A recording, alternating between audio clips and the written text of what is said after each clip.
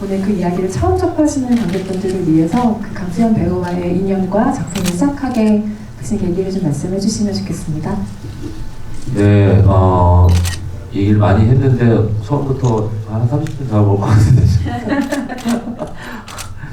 일단은 영화 정의라는 대본이 있었을 때 사실은 이 서연 역할을 누가 할 것인가에 대한 고민이 좀 있었고 사실 이제 그게 좀 명확하게 정해지지 않은 상태에서 영화를 들어가기 좀 힘들었었는데 불현듯 이제 강수연이라고 하는 이름이 이제 떠오르면서 갑자기 정의라고 하는 영화가 너무너무 좀 하고 싶어졌다라는 생각이 들어요. 근데 지금 이제 돌이켜서 이제 공개가 되고 한참 시간이 지나고 생각을 해봤을 때 왜 강수연이라고 하는 이름이 그렇게 정의라고 하는 영화를 만드는데 그렇게 중요한 요소였는가에 대해서 저도 나름대로 생각을 좀 해봤습니다. 제가 기획했던 정의라고 하는 영화는 사실은 큰 이데올로기 속에서 어떤 상징으로만 소비되던 윤정이라고 하는 인물을 그 딸의 손으로 해방을 시켜주는 이야기라고 생각을 했어요. 어떻게 보면은 그 윤정이를 이루고 있는 수많은 거대한 이데올로기가 있었지만 뭐 그 아드리안 전쟁이라는 것도 나오고 누군가의 어머니 사실은 이런 게 윤정이를 둘러싸고 있는 굉장히 큰 원동력이자 족쇄였다는 생각이 들었어요. 사실은 그 모든 것에서 그 딸 서연, 윤서연의 손으로 해방시켜주는 이야기가 사실은 정의의 처음에 원한이었던 것 같습니다.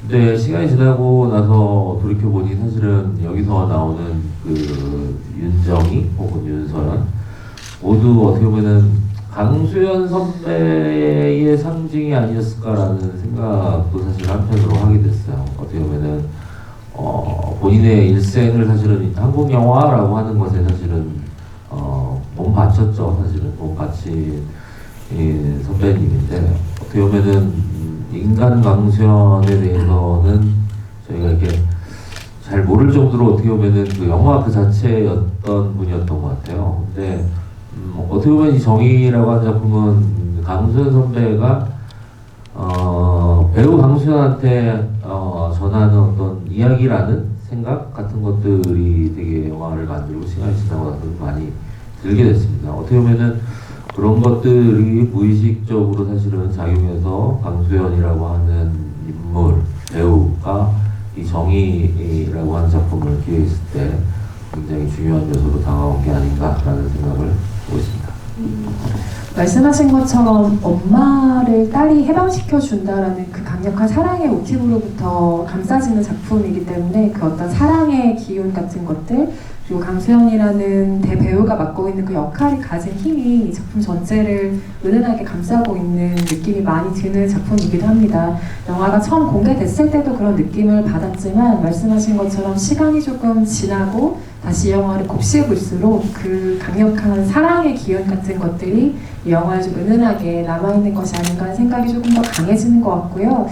조금 가볍게 이야기를 풀어가 보면 세 분은 각자 강수연 배우에 대한 첫 기억이 어떠신지 궁금해요. 그러니까 이 작품을 같이 작업하시기 이전에 강수연 배우의 첫 기억을 어떻게 가지고 계신지가 무척 궁금합니다. 관객 여러분들도 각자의 강수연 배우를 처음 만난 혹은 마음 안에 그 배우가 가장 강하게 자리 잡은 작품이 저마다 다르실 것 같은데요. 유경수 배우는 특히 90년대생이기 때문에 좀 나중에 강수연 배우의 작품을 접하셨을 것 같기도 한데 어떤 첫인상을 가지고 계실지도 상당히 궁금한데요. 김현주 배우님부터 답변 들어볼까요? 글쎄요, 그냥 저는 정의하기 전에는 선배님을 직접 뵌 적이 한 번도 없는 상태로 정의라는 작품을 통해서 이제 처음 뵙게 됐었고요. 선배님을 뵙기 전에는 그냥 막연하게 너무 한국 영화계의 대표되는 배우 강수연, 그냥 강수연으로 기억을 하고 있었고, 근데 선배님 이제 처음 만나게 됐을 때는 만날 수 있는 사람이라는 생각조차를 하지 못했었거든요. 그래서 너무 신기했고 같이 마주보고 이렇게 연기를 할 수 있는 상대인가라는 생각도 좀 들었는데 좀 두렵기도 했었고 그랬는데 선배님 막상 뵈니까 너무 편안하게 잘 대해주셨고 너무 인간적이셨고 또 현장에서는 그냥 같이 너무 많이 웃고 너무 수다도 많이 떨고 선후배 관계 같은 느낌이 전혀 없이 제가 우려했던 그런 것들이 전혀 느껴지지 않고 너무 그냥 즐겁고 재밌게만 촬영을 했던 것 같아요. 근데 그건 선배님 덕분이었던 것 같아요. 네, 그래서 너무 감사드리고 그냥 너무 편하고 즐거웠던 기억밖에 없는 것 같아요. 남은 기억은. 작품과 현장 안에서의 이야기들은 또 오늘 차차 나눌 시간이 있을 것 같고요. 유경수 배우님 강수영 배우의 첫 작품을 무엇으로 기억하고 계세요? 유경수 배우의 기억 속의 첫 작품. 제 기억 속에요? 네.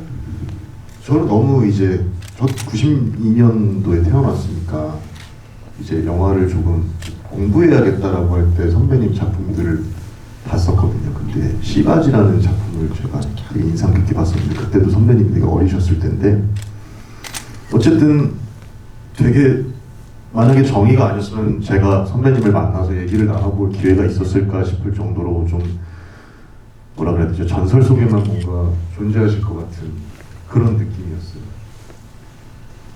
내가 만나서 어떤 얘기를 먼저 걸어야 되지? 하면서 술을 되게 잘 드신다는 또 어떤 소문이 있어가지고 숙취해소제를 되게 엄청 많이 먹고 준비했던 기억이 있어요. 근데 되게 하여튼 현장에서 계속 웃음소리가 끊이지가 않았었어요. 선배님이 너무 편하게 잘해주시고 제가 그래서 너무 편해져서 감히 내 선배님한테 장난도 많이 치고 근데 한 번도 뭔가 그거에 대해서 이거는 좀 아닌 것 같다라는 말씀이 없으셨어요. 다 받아주셨어요. 그 장난들. 그게 너무 참 감사해요. 네. 몇 번 하시긴 하셨던 것 같아요. 이건 좀 아닌 것 같아요. 기억하고 싶어 하셨던 부분만 지금 기억하고 계신 것으로. 연상환 감독님은 같이 작업하기 이전에 배우 강수연의 가장 강렬한 기억으로 남아있는 작품이 무엇인가요? 저는 경마장 가는 길 같은 거 작품 되게 좋아했었고요. 그리고 경마장 가는 길을 사실은 제일 좋아했었던 작품이었던 것 같아요. 사실 이제 그 작품 이후에도 사실 이제 영화제를 통해서 많이 냈었죠. 그리고 저도 독립 애니메이션으로 데뷔를 했기 때문에 안우 선배님이 이렇게 동료 감독들을 챙기는 거를 좋아하세요. 그래가지고 저도 사실은 챙김을 좀 받았죠. 부산 영화제에서 사실은 이제 그런 기억들이죠. 사실 근데 이게 연이 있고 그렇지는 않았던 것 같아요. 근데 이번 작품 하면서 사실은 좀 이제 많이 가까워졌죠. 사실은 이제 유현지 배우님이랑 유경수 배우님 같은 경우는 이제 그 전에 지옥이라는 작품으로 같이 작업을 했었는데 사실 지옥 작업할 때는 저희가 그렇게 이렇게 그때 이제 코로나 상황이기도 했고 그래가지고 술을 먹는다든가 이렇게 촬영 외에는 뭔가 이렇게 만날 일이 별로 없었어요. 그러다 보니까 저도 두 분을 이제 지옥이라는 작품에서 처음 만나다 보니 사실은 안 친했죠. 사실은 별로 안 친했는데 정의 작품 하면서 강선 선배님이 그렇게 술을 좋아하시잖아요. 술을 좋아하시고 또 코로나 상황이고 하다 보니까 어디서 마실 데도 없고 그러다 보니까 저희 작업실이 있어요. 작업실인데 거기가 정말 뭐라고 얘기하면 더럽거든요. 진짜 약간 대학교 동방 같은 느낌인데 동방이라는 표현이 더 안 좋은 표현이 많을 수 있는데 아직도 되게 더러운 데가 있는데 거기도 그렇게 많이 마셨어요. 거기도 많이 마시는데 정말 난장판이었습니다. 그때 술 마시면 난장판이어서 그래서 사실은 선배님 씨바지 연기 성대모사도 제가 하고 그때 되게 김현지 배우님이랑 유경수 배우님이랑 되게 친해졌던 것 같아요. 선배님 덕분이죠 사실은. 그리고 선배님 돌아가시고 나서도 사실은 저희끼리는 그렇게 자주 마시는데 제 생각에는 그냥 그때가 너무 그리워가지고 그냥 재현 측면에서 뭔가 마시는 느낌도 있어요. 그래가지고 그렇게 사실은 이게 김현주 배우님, 유경수 배우님 인연은 사실은 강수현 선배님이 만들어주신 거죠. 항상 영화계 뭐 좋은 어른들은 늘 계셨지만 그리고 지금도 계시지만 강수현 선배님이라고 저희는 다 부르게 되는 이름인데 어쩐지 강수현 배우님을 생각하게 되면은 영화 안 속의 기억도 각자 너무나 많지만 영화 바깥에서 그분과 이야기 나눴던 거 혹은 내가 들었던 말들 이런 느낌들이 아주 오래 기억에 남기도 하는 것 같아요. 또 영화인들에게는 그것이 아주 특별한 기억이기도 한지라 각자 강수현 배우에 대한 이야기를 할 때마다 그분과 같이 보냈던 시간을 돌이켜보면서 이야기하게 되는 것 같은데요. 여러분 잘 알고 계시는 이승환 감독의 베테랑의 명대사도 강수현 배우의 그 술자리를 통해 탄생한 것이기도 하죠. 우리가 돈이 없지 가오가 없냐라는 그 한국 영화를 강타한 명대사가 있었죠. 그토록 이제 한국 영화인들이 모이는 자리에서는 늘 큰 언니로 아주 큰 존재로 사람들을 늘 감싸주는 분이셨습니다. 그렇게 오늘 그런 이야기들이 자연스럽게 나올 수밖에 없는 것 같기도 하고요. 강수현 배우가 극 중에서 맡은 역할이 서연인데 이 서연이라는 인물과 정희가 엄마, 인간이었을 때 이야기들이 조금 등장하긴 하지만 어떤 이유에서 이 사람이 개발자가 되었는지 어떤 이유에서 크로노이드 연구소장과 손을 잡고 일을 하게 되는지 아주 그 구체적인 이야기가 작품 안에서 등장하지는 않습니다. 극본에서 그 생략된 부분에 대해서 현장에서 강수현 배우와 어떤 이야기들을 감독님 나누셨는지 궁금하고 아니면 강수현 배우가 지금 묘사된 것들로도 이미 충분하다라고 이야기하셨을지도 궁금하거든요. 뭐 일단은 선배님이랑 얘기했던 거는 그 자신의 엄마에 대한 뭐 집착 같은 얘기를 했어요. 왜냐면 이제 뇌를 복제를 한다. 그리고 이제 복제된 뇌를 이제 디지털로 이렇게 요모조모 뜯어볼 수 있다라고 하는 게 사실은 이제 여기 연구의 과정이었기 때문에 정작 이제 되게 자기한테 희생적이었던 전부였던 엄마의 머리를 제대로 볼 수 있다라고 하는 게 굉장히 좀 두려우면서도 사실은 약간 거부할 수 없는 일이었을 것 같다라는 얘기를 강수현 선배님이랑 나눴던 것 같아요.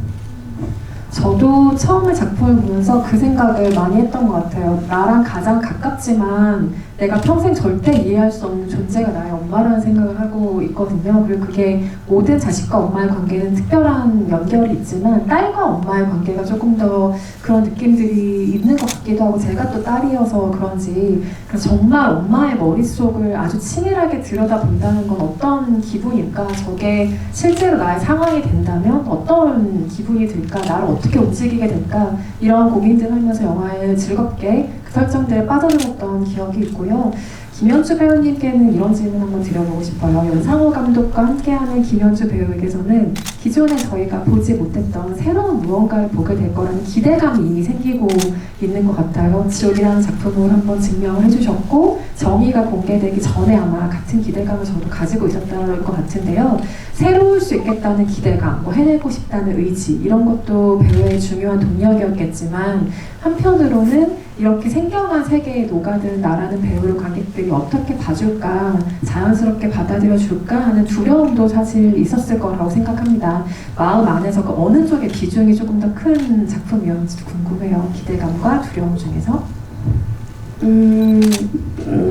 과거에는 두려움이 훨씬 컸었기 때문에 그런 선택을 용기 있게 하지 못했었던 부분이 있는 것 같고요. 그리고 또 어떤 사람이 얼만큼 또 제가 알지 못하는 제 모습을 끌어줄 수 있는지 그거에 대한 또 믿음도 또 중요한 거라고 생각하고요.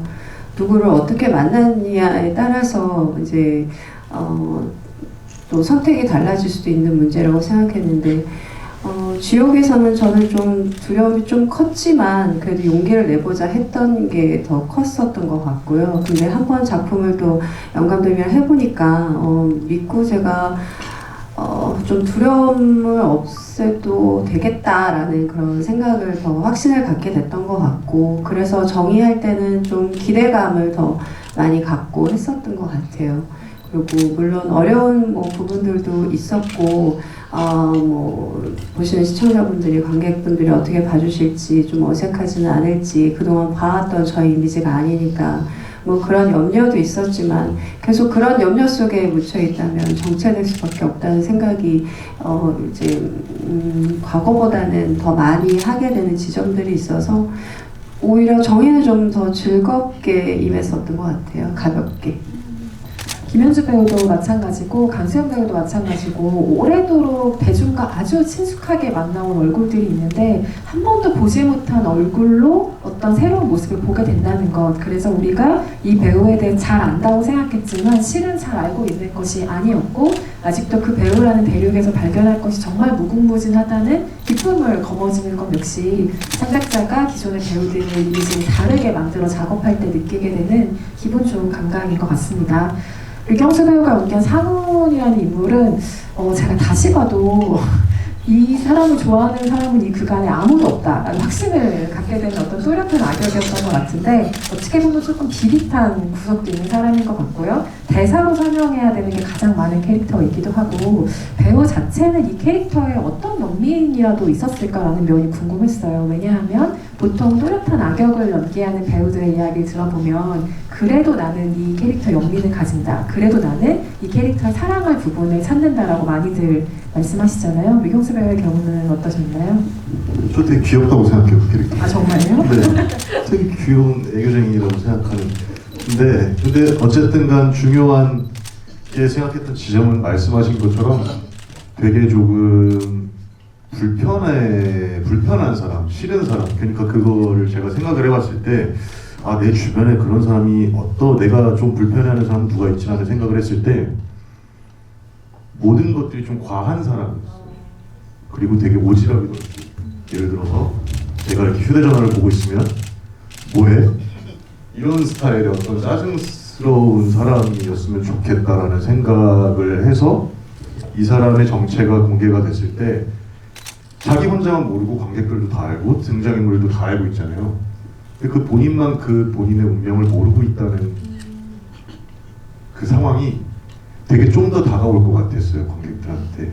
굉장히 이 사람이 비호감이 싫은 사람이지만 아, 자기 운명도 모르고 저렇게 좀 안타깝다. 그런 느낌이 좀 더 전달이 됐으면 좋겠다라는 생각을 했습니다. 네. 오늘부터라도 좀 귀엽고 안타까운 구석이 있었던 캐릭터로 저도 상훈 조금 더 기억해 보도록 하겠습니다.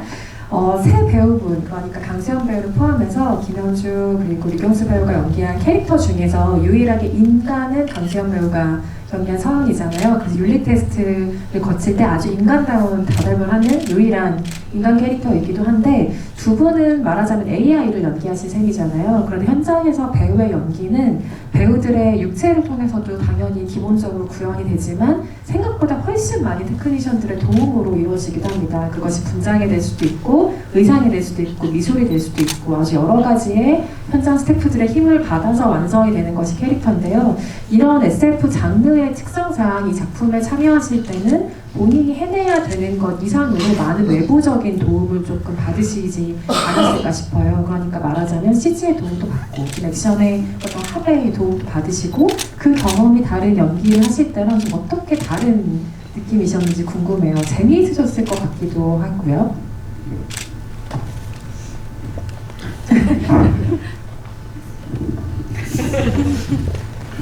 글쎄요, 기억에 남는 것 중에 하나는 제가 AI인 게 공개가 될 때 멈춰서 가지고 눈을 깜빡이고 있잖아요.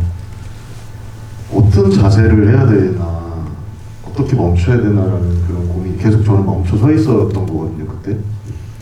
근데 생각했던 것보다 그 회장님께서 조금 말을 되게 천천히 제가 생각했던 것보다 빨리 하실 줄 알고 그 자세를 택했는데 첫 테이크하고 좀 잘못됐다는 생각이 들더라고요. 근데 하여튼 그런 경험들이 되게 웃기고 재밌었어요.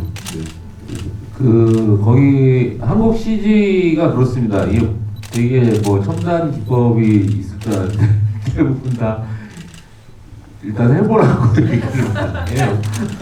그래서 아니 이걸 사람이 어떻게 멈춰있냐 이거 그랬더니 뭐 자기네들이 뭐 다 할 테니까 일단은 할 수 있는 데까지 한국 CG 업체 슈퍼바이저님이 제일 많이 하는 얘기가 할 수 있는 데까지 흔들라. 이게 제 말이야. 눈도 실제로 깜빡였어요. 한쪽 눈. 그 눈도 내가 봤을 때는 CG로 해야 될 것 같은데 그거를 할 수 있는 데까지 하라고 자꾸 그러니까 뭐 싸움이 나죠 그러니까. 근데 제가 또 배우분들한테 정말 죄송한 말씀이지만은 대부분 그러고 후반 작업에 가면은 그걸 안 써요. 자기는 그냥 CG로 만들어요. 근데 그걸 왜 할 수 있는 데까지 하라고 하는지 정말 모르겠어요 나는. 근데 뭐 아니 썼어요, 뭐 조금 썼어요 뭐 이러는데 사실은 거의 안 썼거든요. 근데 어쨌든 할 수 있는 데까지 해달라고 하니까 거기서 한기퉁이에서 저기 강수 선배님이랑 진지하게 지금 아드리안의 미래에 대해서 얘기를 하고 있는데 여기서 계속 잉크를 계속 하는데 다리 쥐어를 그랬던 기억이 납니다. 저는 이제 갑자기 정제해야 되는 장면들이 좀 있었잖아요. 그럴 때 저도 역시 그 숨을 참고 좀 오랜 시간 있어야 됐고, 또 한 첫 번째 장면은 장소가 바뀌는데 똑같은 표정을 재현을 해야 되는 상황이어서 제가 한 표정을 보고 거의 비슷하게, 그것도 역시 최대한 비슷하게 좀 해줬으면 좋겠다고 말씀하셔가지고 그렇게 했던 기억이 있고, 좀 저 같은 경우에는 아무래도 제가 하는 부분들도 있었지만 좀 액션 배우의 도움을 받아야 하는 것들도 좀 있었기 때문에 저는 오히려 안 하고 좀 현장에 앉아 있었던 게 좀 많이 힘들었었던 것 같아요. 못해도 좀 뭔가 제가 스스로 해보고 싶은 그런 욕심이 있었는데 좀 어렵거나 위험한 것들은 대부분 좀 안 시키시려고 했었던 게 있어서 그리고 좀 그런 거는 좀 아쉽고 내가 이렇게까지 가만히 있어도 되나라는 생각을 하는 날도 있었거든요. 액션씬이 너무 과할 때는 그런 부분이 좀 아쉬웠던 거? 네, 그랬던 것 같아요. 그리고 어쨌든 그린백에서 찍는 경험은 저는 처음 해봤기 때문에, 그리고 무언가 그 로봇들이 이제 있다고 생각하는 상태에서 액션들을 했었어야 됐기 때문에 이게 과연 어떻게 표현이 되고 잘 나올 수 있을지에 대한 염려도 같이 있었지만 과정은 좀 재밌긴 했었던 것 같아요. 일단은 저기 그 김현지 배우님이 입고 있는 그 옷이 있거든요. 옷 그게 이제 많이 이제 특수복을 하셨던 뭐 예를 들면 우리나라의 뭐 인랑 같은 작품도 있고 그렇잖아요. 근데 우리 인랑 하셨던 의사님 하셨는데 옷 만드는데 6개월 걸렸다는 거예요. 저희 프리프로스가 4개월인데 그리고 아니 그럼 안 되지 않냐. 그래서 이제 그거를 또 인랑 같은 경우는 또 옷이 무거웠어요, 엄청나게. 근데 그 옷 만든다고 엄청 그 사건 사고가 많았습니다. 근데 첫 번째 이제 디자인돼서 나왔는데 김현수 배우님이 피팅을 입어보셨는데 옷은 뭐 겉은 그럴듯한데 걸어 다닐 수가 없는 관절이 안 움직이는 거예요, 소재 때문에. 이렇게 되는 거예요. 야, 이거 진짜 큰일 났다 그래가지고 그거를 다시 고무로 다시 재질로 바꿔가지고 그걸 또 2차 피팅을 하고 그랬는데 사실은 편하게 만들어서 우리가 액션을 해야 되는데 그걸 입고, 근데 그거를 테스트가 엄청 오래 했고 사실은 일반 사람들이 사실은 그 옷을 입고 액션을 한다는 게 사실은 거의 힘든 상황이었어요. 지금 그 전에 뭐 지옥이라든가 이런 데서 액션 많이 하셨지만은 그건 이제 일상복이잖아요. 근데 이거는 이게 입으면은 그 스턴트 대역 같은 경우도 다리가 안 올라가요 이게. 근데 그거를 있는 힘을 쥐어 짜가지고 발차기 하고 그러는 건데. 무게도 좀 나가서 뛰거나 하는 게 좀 자유롭게 되지는 않는 상태였었어요. 하지만 저는 답변하실 때 연상호 감독님 표정을 언뜻 보았는데 뭔가 더 할 수 있었는데라는 표현에 그렇단 말이지라고 무언가 고심하시는 듯한 얼굴을 보았습니다. 다음 작품에서는 또 얼마나 김현주 배우의 리액션을 지옥2 지금 트레이닝 엄청 하고 계십니다. 일주일에 3번 하고 계세요 지금. 네, 다음에는 원없이 현장에서 뛰시기를 바라겠고요.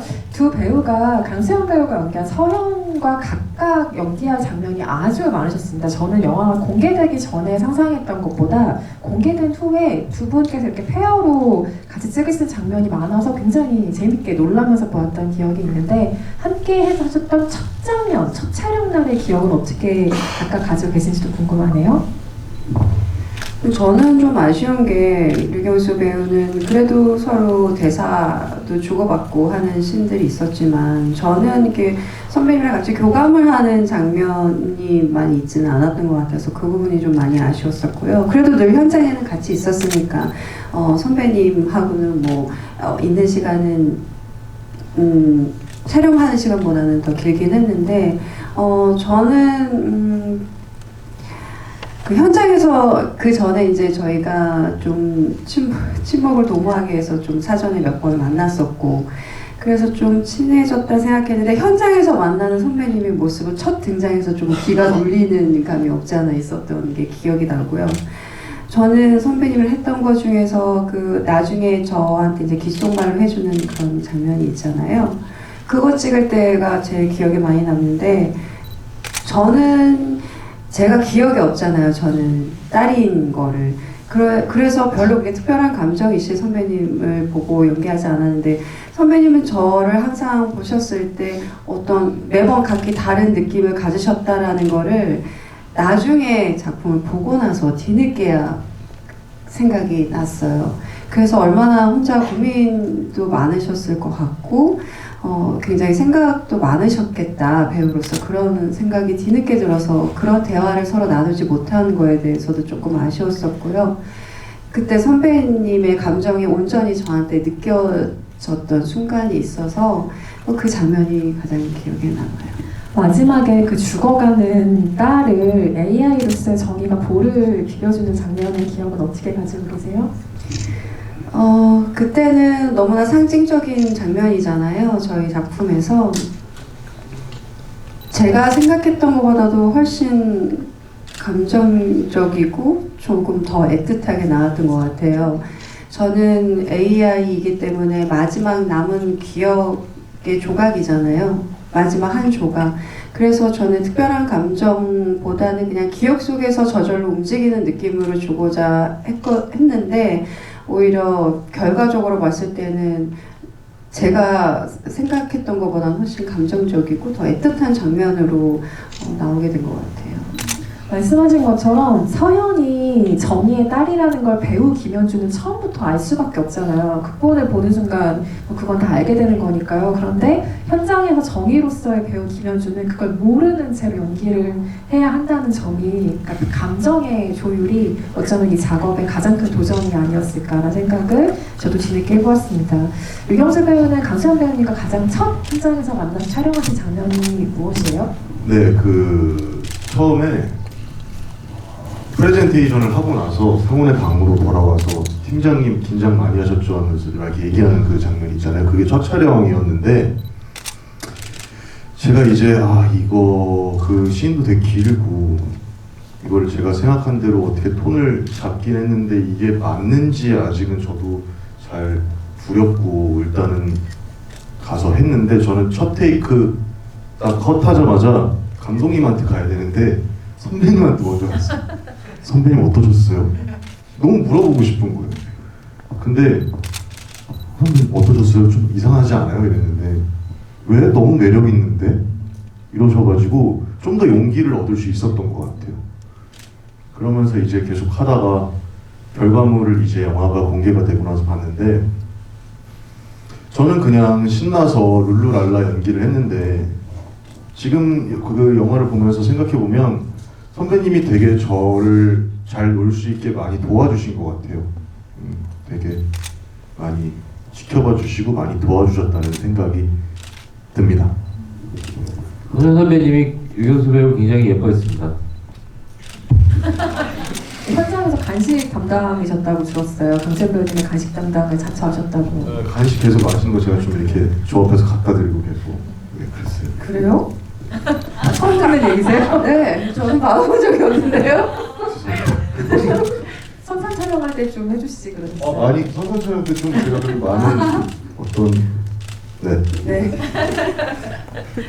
윤상호 감독님은 현장에서 강수현 배우님과 이 작품에 대해서 또 어떻게 이야기 나누셨는지 궁금한 점이 후시하실 때까지도 이 작품을 편집본 전체를 못 보셨다고 알고 있어요. 그래서 여기 계신 배우분들은 전체 완성된 작품을 보셨지만 강수현 배우님은 안타깝게도 작품을 완성된 것을 보지는 못하셨는데 현장에서는 이 작품에 대해서 어떤 느낌을 이야기해 주셨는지 궁금해요. 무척 이 작품의 완성본을 보고 싶어하는 관객분 중에 또 한 분이시기도 했을 텐데요. 그 ADR로 오셔가지고 사실은 저희가 CG가 굉장히 오래 걸렸어요. 뭐 거의 한 10개월 보통 이제 저 예전에 반도 같은 영화, 반도 정도 되는 영화가 휴직 오래 했거든요. 한 6개월 정도 했어요. 근데 보통은 이제 4개월에서 6개월 사이, 아주 이제 대규모 CG 들어가면 6개월인데 이게 좀 오래 했어요. 정리가 한 10개월, 거의 한 1년 가까이 하다 보니까 사실은 ADR을 할 때도 거의 아무것도 없는 상태였어요. 그냥 그림이죠, 그림. 그래서 선배 오셔가지고 뭐 ADR 하러 오면 좀 돼 있을 줄 알았더니 하나 돼 있구나. 그래서 선배한테 좀 기다려 주십시오 막 그런 얘기를 했었죠. 근데 지금도 사실은 좀 선배님 많이 궁금하셨던 것 같은데 글쎄요 못 보여드린 게 마음에 좀 남죠 사실은. 보셨으면 어떤 그 또 카랑카랑한 특유의 목소리로 어떤 이야기를 들려주셨을지 굉장히 궁금하기도 한데요. 이 영화 안에서 정의와 서영 그 모녀의 사랑이라는 건 디스토피아의 유일한 희망이 말하자면 되기도 하잖아요. 그런데 이 작품에서는 또 그 안을 파고 들어가 보면 그 엄마와 자식이라는 사랑의 관계를 버려야만, 그 관계를 말하자면 끊어야만 정의가 좀 자유로운 존재가 될 수 있는 굉장히 재미있는 복잡한 아이러니가 존재합니다. 그래서 그 마지막 결론을 누군가는 이게 조금 감정적으로 뭐 우리가 흔히 말하는 단어처럼 조금은 심파가 가깝지 않는가라고 받아들이실 수도 있을 것 같고, 하지만 저는 그 마지막 결론이 이 아이러니를 비튼 굉장히 흥미로운 어떤 사랑의 방식이라는 생각이 들었어요. 그래서 그 마지막 결론, 엄마와 딸의 관계가 끊어지고 엄마에게 자유를 주는 딸이라는 그 결론을 두고 어떤 생각들을 배우분들은 하셨는지 궁금해요. 이 작품의 결말이 각각 두 분께 어떤 느낌으로 좀 다가갔나요?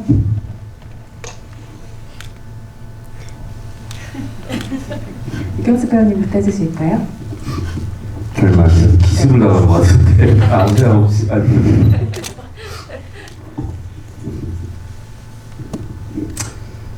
그냥 뭐라 그래야 되지? 이제 이미 영화가 공개가 됐을 때 이제 선배님이 안 계시니까 영화를 이제 처음에 보면서 저는 사실 처음에는 영화 그 자체로는 잘 못 봤던 것 같아요. 뭔가 마지막 엔딩에서 진짜 선배님이랑 뭔가 이별하는 것 같은, 내가 진짜 마지막으로 그런 느낌이 되게 많이 들었어요. 그래서 이 세상 모든 행운이 함께하기를, 그 대사를 되게 선배님한테 전해드리고 싶은 그런 생각을 했습니다. 네. 정말 계시다면 들려드리고 싶은 말이기도 해요. 김현주 배우님은 그 마음찡한 결론 어떻게 받아들이셨어요? 저는 이제 경수 배우는 그 마지막 선배님 대사를 선배님한테 해드리고 싶다고 했는데, 저는 그 전에 이제 선배님이 자신만 생각하고 자유롭게 살라라는 대사가 있는데, 처음부터도 그 대사가 굉장히 저한테 꽂혔는데, 작품 속에서 마치 선배님이 언제고 저한테 해주실 말인 것 같은 느낌이 들었거든요. 선배님의 삶 자체를 제가 뭐라고 평할 수는 없겠지만, 뭔가 선배님도 좀 더 아까 감독님도 그 서연 역할에 선배님을 캐스팅한 이유를 설명하셨듯이 오히려 선배님이 좀 더 자신을 위한 삶을 사시고 하셨으면 어땠을까, 그런 아쉬움에 저한테도 그런 얘기를 하셨을 것 같고 그런 비슷한 말씀을 하신 적이 있어요. 그래서 좀 작품 볼 때마다 그 말이 계속 새겨지는 것 같아요. 어떤 이 작품이 주는 의미보다도. 네. 각본을 쓰고 영화를 만드는 감독은, 연출을 하는 사람은 그 작품의 현장에서 가장 먼저 배우들이 연기를 보는 최초의 관객이기도 하잖아요. 방금 말씀하신 그 강수현 배우가 서연으로서 하는 그 대사를 쓰실 때부터 강수현 배우가 이걸 발음하고 현장에서 연기하는 순간을 수없이 상상하셨을 텐데, 현장에서 그 장면을 목격하셨을 때는 어떤 기분이셨어요, 감독님? 그 마지막 장면 같은 경우는 이제 김현주 배우님이 모션 캡슐 수트를 입고 이제 강수현 선배님이랑 같이 이제 호흡을 맞췄는데, 사실은 저는 뭐 김현주 배우님이 저한테 얘기를 먼저 물어봐 주시더라고요. 이 로봇이, CG로 나올 로봇이 얼굴이 움직이냐, 얼굴이 얼만큼 움직이냐, 뭐 이런 거 이제 로봇의 메커니즘에 대해서 물어봤어요. 얼굴은 안 움직이고 뭐 눈꺼풀이나 뭐 불빛으로 뭐 대사가 갈 거다 뭐 이런 얘기를 했는데 실제로 김현지 배우님 근데 이게 되게 감정이 되게 중요한 거다 보니까 이제 눈으로만 좀 감정이 전달이 돼야 될 것 같다 이런 얘기를 좀 했었고 김현지 배우님이 실제로 연기했을 때도 얼굴을 많이 안 쓰시려고 노력을 많이 했어요. 일부러 얼굴을 대사를 할 때도 입을 되게 조금씩만 벌리려고 하고 이게 어떻게 하면 눈으로 다 표현할 수 있을까라고 했고 그 두 분이 하는 씬이 사실은 현장 편집이 사실은 저는 너무 좋았어가지고 사실은 큰일 났다는 생각을 했죠. 왜냐면은 이거는 내가 현장에서 본 진짜 배우들의 얼굴로서 보는 건데 이게 한쪽이 이제 CG 캐릭터로 들어갔을 때 이게 내가 지금 현장 편집에서 받는 느낌이 없어지면 어떡하나라는 고민을 되게 많이 했었고 우리가 이제 CG 작업에서 제일 먼저 CG팀한테 작업을 해달라고 요청했던 것도 사실은 그 부분이었어요. 이거는 어쨌든 간에 뭐 로봇이나 뭐 여러 가지 봤지만은 그 마지막 장면의 감정이 사실은 편집본에서 현장 편집본에서 보는 감정이 사실은 관객들한테 CG로 딜리버리가 안 되면 사실은 이거는 안 된다라는 뭐 그런 얘기를 많이 했고 저는 개인적으로는 여기에 뭐 여러 가지 아이러니와 역전 같은 것들이 존재해 사실은 해서 사실은 좀 해보고 싶었다라는 생각도 있었는데 그 중에 하나가 뭐 그런 것도 있었어요. 어떻게 보면은 가장 어떻게 감정적인 장면을 CG 캐릭터로 만들어낸다. 사실은 그게 이 영화의 주제와도 다 있다고 생각을 했거든요. 로봇이 된 자신의 엄마를 엄마로 대하느냐라고 하는 것과 이제 어떻게 보면 디지털로 만들어진 어떤 캐릭터가 배우 김현주가 연기한 그거를 관객한테 딜리버리 할 수 있을 것인가 뭐 그런 것들이 사실은 이 영화 주제하고 좀 맞닿아 있다라고 생각을 했고 그런 생각 많이 했어요. 어떤 영화나 특정 장면이 누군가에게는 굉장히 좋은 장면이지만 누군가에게는 그렇지 못할 수 있는 건 너무 당연합니다. 영화 전체로도 그렇고 장면으로도 그렇고 구석구석 어떤 요소마다도 그럴 수 있을 텐데요. 다만 이 영화의 그 장면을 보고서 어떤 감정을 느끼셨든 간에 우리가 단어에 갇히는 오류를 범하진 않고 영화를 다시 사랑했으면 좋겠다 생각을 최근에 많이 하고 있습니다. 예를 들어 뭐 눈물을 자아내게 하는 어떤 장면을 두고 심파라고 간결하게 표현하는 경우들이 있는데 아주 틀린 표현이라고 할 수는 없지만 아주 억지스럽게 1차원적인 어떤 감정을 불러일으키려는 것이 그 단어의 고유의 뜻이기도 하죠. 그런데 조금 더 보편적인 감정에 호소하고 있는 인간애라던가 그 관계 안의 감정을 들여다보는 작품을 좀 특정 단어로 너무 간단하게 가두어서 보고 있는 경향들도 요새는 좀 있지 않나 생각을 조심스럽게 해봅니다. 당장 저부터도 조심스럽게 쓰지 않으려는 표현이기도 하고요. 뭔가 조금 더 인간적인 감정에 대해 이야기하는 작품에 대해서 조금 더 마음을 열고 생각을 해보면 좋지 않을까 하는 생각이 듭니다. 마지막으로 하나만 더 관객 여러분들에게 질문 마이크 넘겨드리기 전에 하나만 더 여쭤보고 관객석으로 마이크를 넘길 텐데요. 이 작품에서는 기술로 이루고자 하는 욕망이 저마다 사람들마다 다르잖아요. 서랑 같은 경우는 엄마의 무언가를 간절하게 지키고 싶어하는 바람이 있는 것이고 회장은 애초에 자신의 영생을 위해서 이 프로젝트를 가동한 사람으로 나오죠. 기술을 자기 욕망을 어떻게 결합시키느냐에 따라서는 관객 각자 혹은 뭐 등장인물 각자의 욕망이 다를 텐데요. 여기 계신 세 분은 어떤 기술을 통해서 이 기술에는 제한이 없다는 어떤 한계를 두고요. 나를 초월한 다른 존재가 뭐라도 될 수 있다. 기술을 통해서 지금의 내가 아닌 무엇이든 될 수 있는 기술이 있다면 어떤 존재를 꿈꾸시는지 궁금해요. 이런 거 한번 돼보고 싶다라고 생각하신 게 분명히 있으시지 않을까 싶은데요. 저는 그런 생각을 해본 적은 없는데 지금 질문을 갖고 생각을 해보면 저는 그냥 지금의 제가 좋은 것 같아요. 그냥 물론 더 나은 제가 될 수도 있겠지만 여러 과거의 시간들 어떤 상황과 감정들을 토대로 지금의 제가 있는 건 거니까 어떤 기술적인 면을 통해서 제가 그러면 제가 다른 사람이 되는 것 같아서 그냥 특별히 원하는 힘 같은 거 없는 것 같아요. 기술을 뭐 있어도 이용하고 싶지 않다는 답변이셨는데 이때 만약에 류영수 배우가 거창한 무언가의 존재를 얘기하면 굉장히 재밌어지는 것인데요. 아니요, 저도 생각해본 적이 없고 지금 좀 생각해보려고 그랬는데 그냥 저도 제가 좋은 것 같아요. 나아요? 제가 좀 더 다른 주제보다 누구보다 낫다는 왜냐면 중에 제가 나는 낫다는 것과 좋은 얘기가. 것은 조금 다르죠. 네.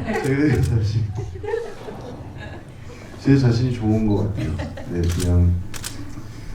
그냥 이렇게 그냥 살다가 재밌게 살고 굳이 뭐 그냥 흘러가는 대로 그렇게 살도록 노력하겠습니다. 맞아요. 선배님이 그리고 작품 할 때 그런 말씀하셨어요. 여기 작품 안에서 오히려 AI가 인간답고 인간이 AI스럽고 그런 묘한 지점들이 있다는 말씀을 해주셨었거든요. 그래서 어떤 기술이 더해지면 제가 인간답게 살지 못할 것 같아서 별로일 것 같아요. 약간의 무의미한 질문이 되어버린 가운데 여장호 감독님은 어떤 답변 주실지 궁금합니다. 여기서 갑자기 좀 진지하게 얘기하면 이상해질 것 같다는 생각이 자꾸 드는데 저도 그런 상상을 많이 합니다. 요즘에 무슨 생각을 하냐면은 그 뭐죠? 개성이 없어지는, 내가 없어지는, 뭐 예를 들면 요즘에 이제 집단지성이라고 하죠. 집단지성으로 이제 이거 개체고, 요새는 커뮤니티 안에 개체가 살아가지 않습니까? 그러면 사실은 개체가 커뮤니티에 녹아버린다는 느낌이 들 때가 있어요. 근데 그게 완벽하게 녹아서 나라고 한 존재가 없어지면은 그 상태가 되게 편할 수 있겠다라는 생각을 요즘에 많이 하고 있습니다. 갑자기 뭐가 되고 싶어? 뭐 아무것도 되고 싶지 않다는 느낌이랑 비슷한데요, 오히려? 그래서 아예 그러니까 네. 생각 자체를 안 하고 그냥 부속으로만 살아가는 거죠. 그렇게 되고 싶으시다고요? 그렇게 되고 싶어요. 요즘 뭐 잘 모르겠지만 힘든 일이 많으신가 봅니다. 고민하시는 일이 뭐 많으신 것으로 대충 정리를 하고요. 관객 여러분 질문 있으시면 질문을 좀 받아서 같이 이야기를 나눠보겠습니다. 그냥 얘기 네, 부탁드립니다. 큰 화면으로 넷플릭스인데 넷플릭스 영화도 이렇게 큰 화면으로 보니까 되게 감동적이고 좋았고 강주현 씨를 이 영화도 컴포터 기억할 수 있게 돼서 되게 감동이고 배우고 고맙다는 말을 하고 싶었고 그리고 또 궁금한 건 정인 없이 넷플릭스 그렇게 해가지고 수정이 나올 수 있는지 그게 궁금하고 또 다른 얘기일 수도 있는데 지옥2는 또 어떻게 되어가고 있는지 궁금합니다. 일단은 저는 영화를 다시 보면서 정이 2 만들어야 되나 막 그런 생각 잠깐 하게 됐어요. 했는데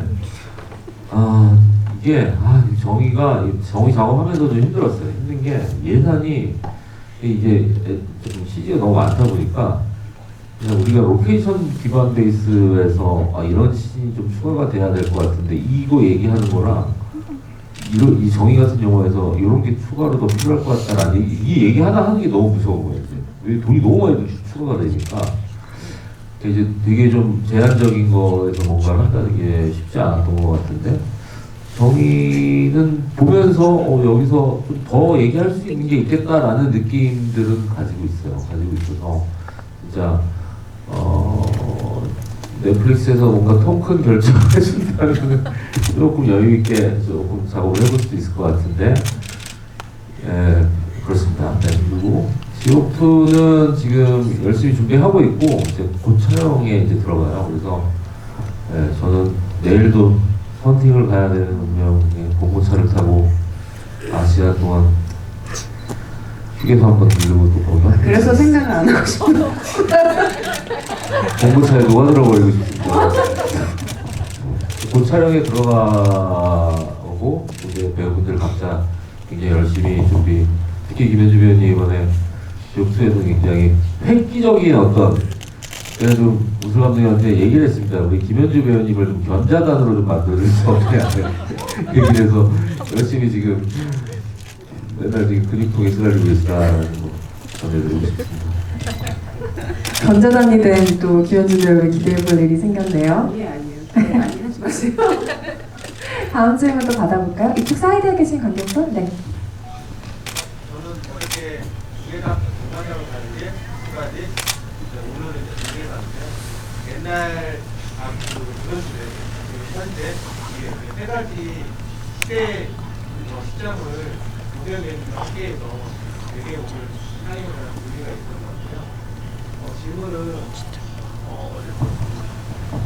영화 촬영이나 아니면 영화를 찍으면서 강수현 배우님이 이래서 정말 대단한 배우고 레전드 배우다라고 느꼈던 시점하고 그 영화 시간 때문에 짤린 장면 중에 혹시 강수현 배우님을 좀 기억할 수 있는 어떤 장면들이 있으면 좀 소개해 주시면 감사하겠습니다. 저는 그 서연이 이제 정의가 이게 정지가 되고 나서 우는 장면이 있는데 그 씬을 배우분들이 제일 부담스러워하셨던 것 같아요. 김현주 배우님도 몸이 막 안 숨지기는데 막 자기 딸 얘기를 해야 되고, 강수현 선배님도 그거를 이제 엄마를 정지시키고 나서 또 막 감정 연기를 해야 되는데, 그걸 가지고 강수현 선배님 며칠 전부터 이거 어떻게 해야 되냐 이 얘기를 되게 많이 하셨었고, 사실은 이제 현장에서도 제가 일종의 좀 플랜을 좀 얘기를 했습니다. 이런 식으로 좀 하고 싶습니다. 그리고 막 이렇게 한번 시원하게 한번 질러주시면 우리가 사운드를 뮤트하고 이렇게 그 그림만 좀 잡았으면 좋겠는데, 그런 얘기도 좀 하고요. 그랬는데 엄현 선배님이 이거 제가 이게 소리 지르고 잘 못한다는 거예요. 그래서 그래도 그냥 한번 해봐주세요라고 얘기했는데, 뭐 영상에 담겼지만은 막 여기 빗줄부터 시작해가지고 와, 이게 저는 너무 소름이었어요. 그때 너무 본인의 어떤 그 진짜 어떻게 보면 좀 작은 체구에서 나오는 그 에너지, 그런 것들이 굉장히 그냥 오히려 저는 그게 저희 사운드를 같이 들으니까 더 그게 이제 사실 또 현장에도 있고 그런데, 그거를 관객한테도 딜리버리 하는 거는 또 다른 방법이 필요하다고 생각했어요. 오히려 그걸 사운드 같은 거를 보여주지 않고 그냥 그림만 보여주는 게 훨씬 그 내면을 더 읽을 수 있을 거라고 생각해가지고 뭐 그런 거 사운드를 덜어내기도 하고, 근데 그때 되게 소름 끼치고 놀랐던 것 같습니다. 혹시 추가로 말씀하시고 싶은 장면들 있으세요? 장면보다도 이제 배우가 물론 연기를 잘 해야 되겠지만 선배님은 그거 이상으로 어른으로서 저에게 보여주시는 것들이 굉장히 많았어요. 특히 그때 코로나 인원 제한이 있어서 저희가 이제 쫑파티도 제대로 못했는데 팀별로 인원을 맞춰서 고기도 사주시고 하셨어요. 그냥 헤어지기가 아쉬우셨던 것 같아요. 물론 뭐 돈이 있으면 할 수 있는 뭐 가벼운 일이라고 생각하실 수도 있겠지만 진짜 그런 거는 참 어른이고 마음이 있지 않으면 할 수 없는 일이라고 생각이 들어서 그때 선배님 그 모습을 보고 역시 강수현 대배우 정말 좋은 어른이시다 이런 생각을 했던 것 같아요.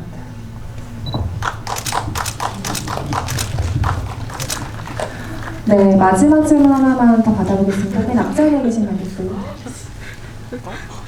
그냥 말하면 될까요? 네. 저는 잘생기고 예쁘신 김현주 배우님께 질문하고 싶은데요.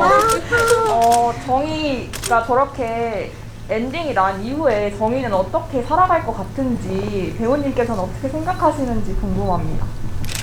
만약에 감독님이 줄 생각이 아예 없으셨다고 하면은 제가 얘기할 수 있을 것 같은데 조금 생각이 있으신 것 같으니까 얘기를 하지 않을게요. 네. 근데 왜 그러셨어요? 듣고 싶은데 답변. 자유롭게 살고 있을 것 같습니다. 네, 아쉽지만. 진정해답게 어디에서든 적응해가면서 잘 살고 있을 거라고 생각을 혼자 하긴 했어요.